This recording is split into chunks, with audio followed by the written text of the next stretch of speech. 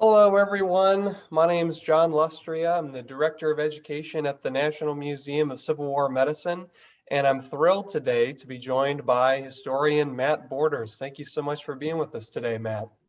It's my pleasure, John. Always a pleasure to talk to the National Museum of Civil War Medicine.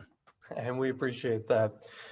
Today, Matt's going to be talking about his latest book, Faces of Union Soldiers at South Mountain and Harpers Ferry, which you can get wherever fine books are sold, but more importantly, you can get in our museum gift shop. You can either come in and personally get yourself a copy of that, or we have an online store now. I'll put the link in the description below, so you don't even have to come in. You can just order it online, have it shipped directly to you. And while we're on the subject of how you can support the museum, easy, free way to do so is just like this video and subscribe to our YouTube channel. That goes a long way towards supporting us. It's free, easy, anyone can do it. And if you want to take your support to the next level, you'll consider becoming a member of the museum for as low as $25 a year. Your membership supports programming like this and gets you discounts in the gift shop, 10% off, as well as free admission for a year and all manner of other exciting and fun things. So with all that said, we'll go ahead and get into the program today. So Matt, tell us a little bit about how this project came to be and what your process was for research and all that. Talk a little bit about that if you would. Sure, John. The Faces of Union Soldiers series now, because the first book is Faces of Union Soldiers at Antietam. This really started because of my co-author, Joe Stahl. Joe and I are both guides at Antietam National Battlefield. We're also certified for the Harpers Ferry fights above Harpers Ferry and, of course, South Mountain as well. But Joe's been collecting CDVs, carte vistas, the paper images of soldiers that fought in the Maryland campaign for years. And he has a really robust collection, a very diverse collection of different views, be they full standing views with all the uniform to seated images, bust shots, some shots from guys in civilian attire, that sort of thing.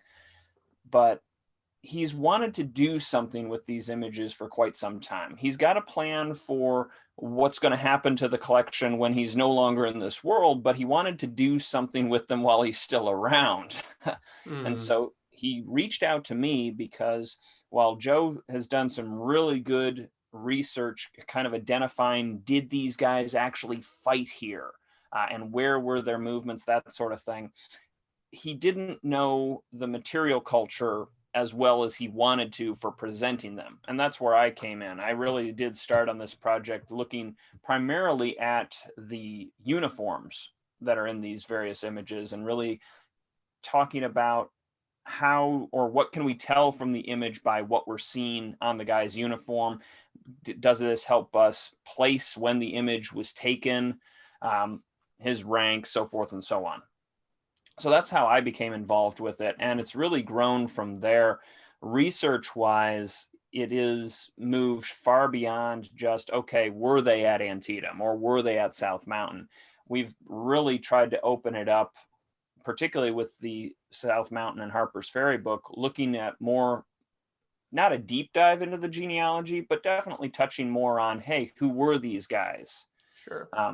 If we could find out information about how they came into being with the Army, or even what they did before the Army, we tried to include that. We definitely tried to include their post-war, at least a little snippet of their post-war lives. And many of these guys do live for quite some time after the war. Some of them are tragically short after the Civil War, but some of them do live into the 20th century. And so we tried to give a little bit of information on that as well. And something I'm most proud of when it comes to the research is, particularly for the second book, South Mountain and Harpers Ferry, we were able to find almost all the final resting places for these guys. That's very cool. Yeah. Now, I always find it interesting in books with, kind of multiple authors, how the writing process works. And by the way, I should say the book is subdivided. The chapters are sort of different kind of areas of the battle. So there's a chapter on people who fought at Fox's Gap, Turner's Gap, etc. And within each chapter, there's little kind of sections on each individual soldier that you highlight. So how did that go? Was it, between you and Joe, it's like, okay, you take this guy, I'll take this guy. What did that look like, the writing process?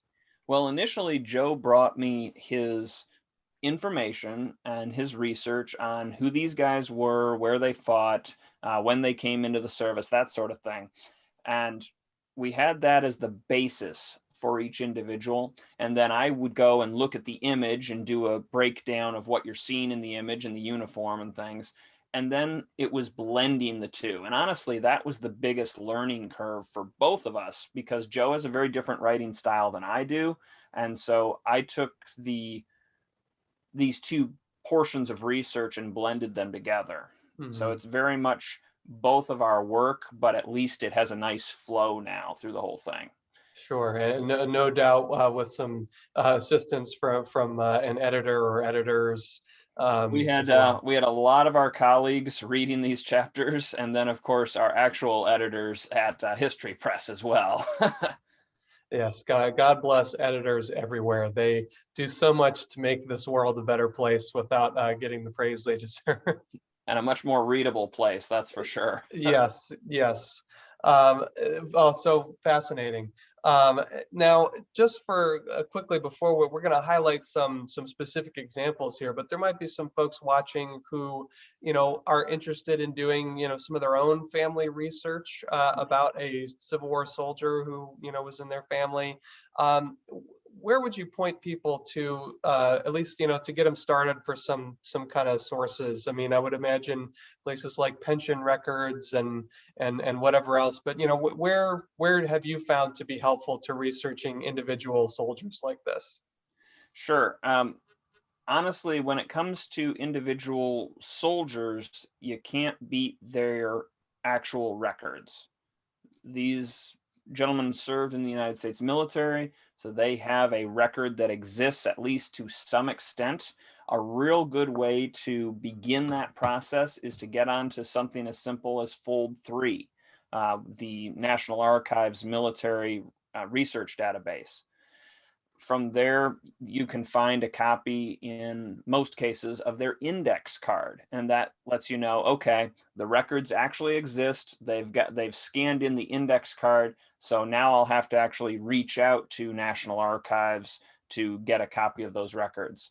Now, National Archives and Records Administration is in a bind right now, as we know, in regards to research, just because of everything happening with the pandemic and continuing to happen with the pandemic. So it has actually made our research for our next work rather challenging, but definitely determine if they have an index card first, because that's going to help you a lot for when you do a formal request to National Archives for those records. It'll give you their regiment and their company, and sometimes even a specific records number, that sort of thing.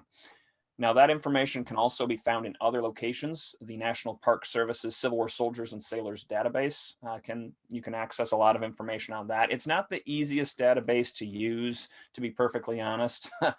John shaking your head emphatically there. Yep. But it does have information that can help you later on. Okay. And then finally, there are other research tools out there. Civil War data or Civil War database is just a very easy to use research database that I've had a lot of success with over the years. That is a paid subscription service, but I believe you can do 7 days or something like that to test it out. Well, very cool. That's good. Now, the National Archives, of course, is almost exclusively Union soldiers. There's probably a few Confederate records that maybe snuck in there. But but the Soldiers and Sailors database and the Civil War data, you can find some Confederate stuff on there if you're researching a Confederate ancestor. And also I would imagine, although this is probably a little bit more hit or miss, that perhaps some of the state archives, in places like, Georgia, South Carolina, Confederate states might be able to assist you in that way as well. Oh, absolutely. We do a lot of diving into state records and whatnot. Genealogical records, period, can be very helpful. Obituaries are a gold mine. So Mm-hmm. if you have a subscription to, say, newspapers.com or one of these other newspaper searching databases, obituaries are worth their weight in gold because they generally list everything that gentleman has ever done. Mm-hmm. Mm-hmm. So I highly Yeah, recommend those. there's a ton of tools out there. So if this is something that's of interest to you, or you want to do it for fun, or heck, you even want to write a book of your own, these are just a few kind of primer ideas to get you started. Now, with back to Faces of the Union soldiers at South Mountain and Harpers Ferry, I've asked you, Matt, to highlight a few specific faces for us today to give people a taste of what they might find in the book. And of course, given that we are a medical museum, we can't escape having at least a few medical angles thrown in there. So why don't you highlight a few of these stories for us? Happy to, John. I'm going to be providing information on 3 of the 30 individuals that we looked at in Faces of Union Soldiers at South Mountain and Harpers Ferry. Specifically, we'll be looking at the 3 main gaps in South Mountain. So Turners, Foxes, and Cramptons today. Let me pull up that PowerPoint real quick here. Yeah, so it wouldn't be a presentation on Faces of Union soldiers if we didn't indeed see some of those faces. Indeed. There we All go. right. Yep, there we are. Excellent. So again, the book does cover both South Mountain and Harpers Ferry, but I don't have a whole lot of guys who are actually wounded at Harpers Ferry, as the majority of that garrison is actually captured. So I really wanted to touch on guys who were wounded for that medical angle. And the first one we're going to start with today is Colonel William Pwainwright of the 76th New York Infantry. Now, he's going to actually be born in New York City in 1818, and he would study medicine at the University of the City of New York. Interestingly enough, when researching Colonel Wainwright, he didn't take to medicine. He Hmm. would study medicine, but it didn't interest him. It's not where his passion was. And he actually leaves New York for a number of years to go and travel Europe. And when he's in Europe, he's actually studying military doctrine and things of that nature. And he spends over 2 years in Germany alone. He becomes fluent in German. And when he comes back to the United States, he never does get his certification, if you will, in medicine. He goes right into working with the Dutchess County militia. And once the American Civil War breaks out, due to his skill as a militia commander, his experience with military tactics, at least in the classroom, and his fluency in German, he will be made the major of the 29th New York Infantry, which had a large German contingent in it. After about a year, he would be bumped up to the colonel of the 76th New York Infantry, and that's where we're going to find him at Turner's Gap at South Mountain on September 14th, 1862. Now, here's a map here in the middle, and the 76th New York is right there in the middle of the screen. Okay? They are going to be moving up just to the north of the National Pike. National Pike's right here. So they're actually moving over some of that dramatically rising ground, fairly rough terrain too.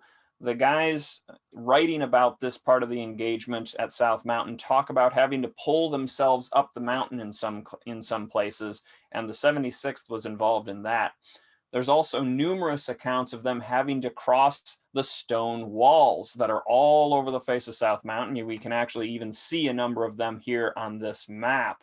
And Confederate forces are going to be utilizing those walls and, of course, the terrain to their advantage throughout the fight. Now, unfortunately, Colonel Wainwright's records in regards to his wounding are somewhat limited.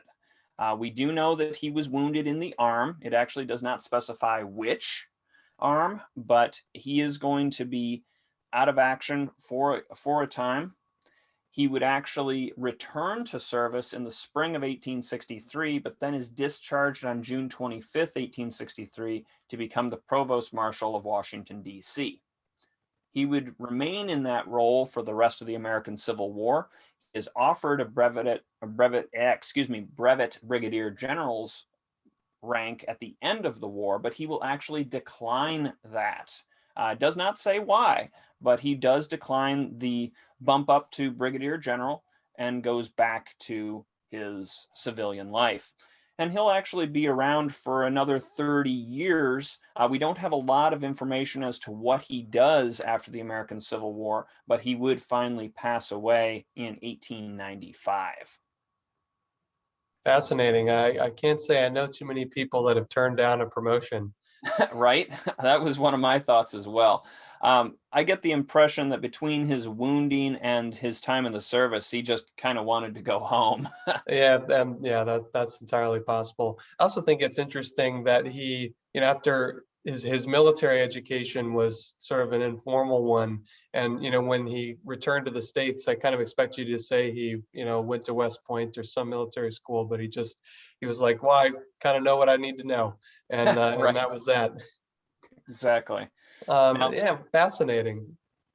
the Wainwright image is a gorgeous CDV, full standing view, and we do get into some of the discussion on the uniform. He is, of course, wearing his colonel's uniform there, the double-breasted frock coat with the 7 buttons running down the front on either side, and we touch on the sword and things like that as well. He actually does have his forage cap in his hand. It's just kind of blending there into that drape in the background. And John, are you familiar why we oftentimes see these big old drapes and things in these images? I'm not, but given the fact that you wrote this book, I was actually about to ask about that because they are, I do know enough to know it's quite common, but I don't really know the why. Right. Oftentimes they are included specifically to cover up something. In this case, he probably has one of those standing braces behind him just to Hmm. help keep the head as immobilized as possible for the clearest shot possible. And they would use these drapes to cover up the feet and things. Whenever we're going through the book or these images, I did try to call that out when you could see the feet or maybe a chair that they're bracing against, that sort of thing. And we do see that a lot. Fascinating. But let's take a look at our next guy from, I had to include him because he's from my home state of Michigan. Oh, and of course, here's the back of the CDV is too, before we move on. And almost all of these did have some sort of advertisement on them too. That's why I Hmm. wanted to include It's that. it's just good marketing. Absolutely. slap your logo on everything. Exactly. But as I started to say, moving on to our next gentleman, I had to include him. He's from my home state of Michigan. This is First Sergeant Hiram Simpson of the 17th Michigan Infantry. And I hope that gets some awe, if you will, from some of the folks watching. Of course, the 17th is going to go into its first action at South Mountain. But a little bit on Hiram before we do that. He would muster in right at the end of summer 1862, August 16th, 1862, and he would be going into the service as a sergeant. He will actually be promoted to first sergeant the day before the Battle of South Mountain. So the 17th Michigan has seen some hard marching from Frederick. They've gone over the Catoctin Range. They're now in the Middletown Valley, preparing to move ever further west towards South Mountain and points beyond, and he's going to get his promotion just before going into action the next day. Now, he will be wounded at Fox's Gap. Let's bring up the map here. The 17th Michigan, we can see them over here, a little bit north of most of the rest of the fighting. The 17th is going to be heavily involved in the fighting around the Weiss Field at Fox's Gap. And they are going to help smash Drayton's brigade, catching the 50th and 51st Georgia right along the stone wall there, that wall paralleling the old Sharpsburg Road. It's one of the reasons that the 17th Michigan becomes known as the Stonewall Regiment, helping drive Confederate forces from beyond their defenses at the stone wall. But in the process of doing this, Hiram Simpson would be wounded. Now, he is going to be wounded in the leg. Again, unfortunately, like Wainwright, we don't have a lot of details on this in his records. But this is where research can pull out these little nuggets, because initially all we had is that he was one of the wounded. We didn't even know he was wounded in the leg. However, during the research on Fox's Gap and Hiram Simpson, I was able to find a newspaper account from the New York Times, and the journalist had actually been going through the ranks listing off men from various regiments and if they were wounded or what happened to them. And Hiram Simpson's name came up from the 17th Michigan, and it specifically said wounded left leg. So at least we were able to get a little bit more information on him and what happened to him. Now, he's going to be out of the war until early 1863, so he's going to miss anything that happens there at Loudon Valley or Fredericksburg.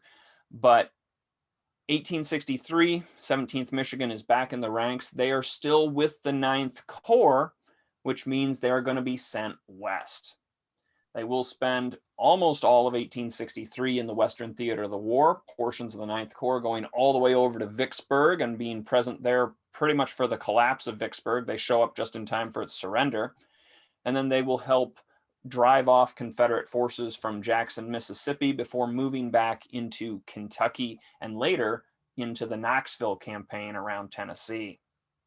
Now, it would be in Knoxville that Hiram Simpson would be hospitalized again. He is going to spend much of 1860 or the end of 1863 into early 1864 in the hospital. He would actually be reduced to just a sergeant at this time. From my understanding, it looks like the regiment, the 17th Michigan, needed a first sergeant, needed somebody to take on that role, but Hiram here being in the hospital, he wasn't able to do that, and so he gets bumped back to just a standard sergeant, and somebody else was elevated to first sergeant. But he would be able to return east with the rest of the 9th Corps, and he would serve out the rest of the war, mustering out on June 23rd, 1865. Now, the image we have here of Hiram Simpson is in civilian attire. And one of two things have happened here. This is either just before he goes into the service in 1862, or it's just at the end of his service, or within a few years after the end of his service. The reason we know that is because of the back mark here. Come to find out, this particular photographer in Adrian, Michigan, was only in Adrian, Michigan until 1867. So this could be right at the end of that guy's run, but regardless, we have a civilian, basically workman's coat, or the standard kind of going around town coat, not particularly fancy here. But one of the points that I wanted to mention is that after the Civil War, Hiram Simpson becomes a big-time gardener. And I found many, many references to him in various Michigan newspapers about his different vegetables and flowers in particular that he would actually place in the Michigan State Fair. And he wins repeatedly at the fair for his flowers and his flower decorating. So something we don't oftentimes think about with these guys after the Civil War, but he had apparently quite the green thumb. That's just such a wonderful tidbit and a great reminder that there's just so much more to all of these individuals than just their time in the service. I'm sure there's a number of them that, enjoyed their time of service for a variety of reasons, the camaraderie, war is certainly not a glorious thing, but, Right. it is different, it's sort of a change of scenery, being away from home, seeing different places, and, the sense of being part of something larger than oneself. I mean, there's a number of things that I think were enjoyable about Civil War service for soldiers, but all these people have lives back home that they get back to, and that's just such a great little tidbit, which just kind of colors that personality a little bit. That's wonderful. And I often wonder if perhaps this was something he was doing for himself therapeutically, Hmm. to maybe help get him through. And who knows, his constitution, his health may have been ruined by the multiple times he was sick during the war, or of course his wounding there as well. But Yeah, I was going regardless, to ask, was going to ask, with the second hospitalization in Knoxville, do we know if that was a wound or a sickness of some sort? He was sick. Yeah, Okay. and they don't stress specifically what it was in his records, but it was sickness, and he's Mhm. out of it for several months because Well, I of was that. going to say, must have been a heck of a sickness, and there were plenty of those in the Civil Right. War, of course. But man, to be debilitated for about 4 months or so, that's no joke. Yeah, absolutely. Um, And you do hear a lot of that, just kind of like you were saying, Matt, that the Civil War, a number of people survive the Civil War, obviously, but their health is just kind of never the same. right. Even if they never get wounded, just that their general constitution is dramatically impacted for the worse. Most definitely. And he's not going to live terribly long after the Civil War either. That was going to be my last point on Hiram Simpson. He would actually pass away in Michigan in 1873. So not a particularly old man when he passes, unfortunately. Unlike Wainwright, who was an older recruit to begin with, and then would live on till 1895. So a lot of variation there. Hmm. The last gentleman that I wanted to speak about this morning is actually our most interesting in regards to the medical side of things. I was able to find quite a bit more about him. This is Major George Lemon of the 32nd New York Infantry, and he is going to be an older recruit himself when he musters in on May 31st, 1861. He's 45 years old. He does muster in as the major of the 32nd. So, John, you're familiar with that. Oftentimes, these older gentlemen, maybe a pillar in his local society, they get a better rank when they go into the service. Now, he would be wounded in action at Crampton's Gap, and the 32nd is right here. So, they are attacking. That's Mountain Church Road. So, the Confederate defense line along Mountain Church Road, 6th Virginia Infantry is in front of them. And he is going to be wounded in the leg, or specifically in the thigh, during this engagement. Now, he will be taken to Burkittsville, and that's where he is going to be laid up. And initially, his prognosis is very good. In fact, it's so good that he would be promoted to lieutenant colonel while he is still recuperating on October 23rd, 1862. So they think he's going to be able to take over the regiment again.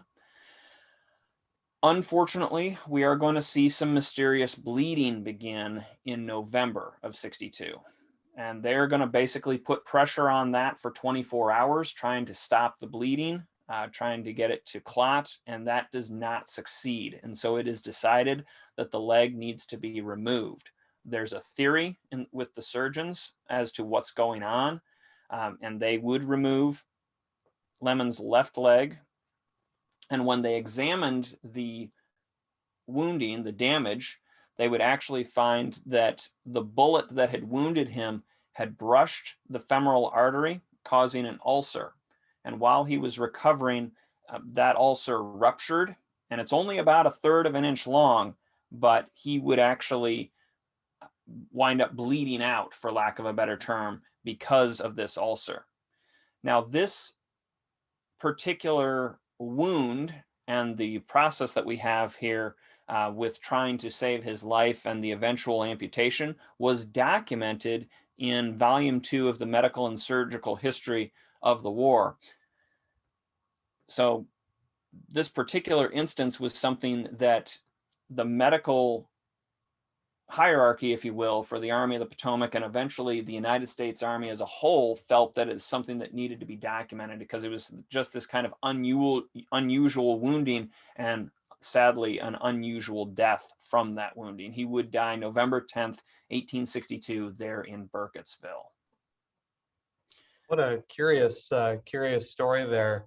And I'm thrilled that you found him in the medical and surgical history. It's just which is an incredible compendium of all kinds of useful tidbits, and it was made basically exactly for this purpose. If surgeons were to have found anything curious, odd, or interesting, that hopefully we could learn from, they were to kind of submit it basically. So That's great.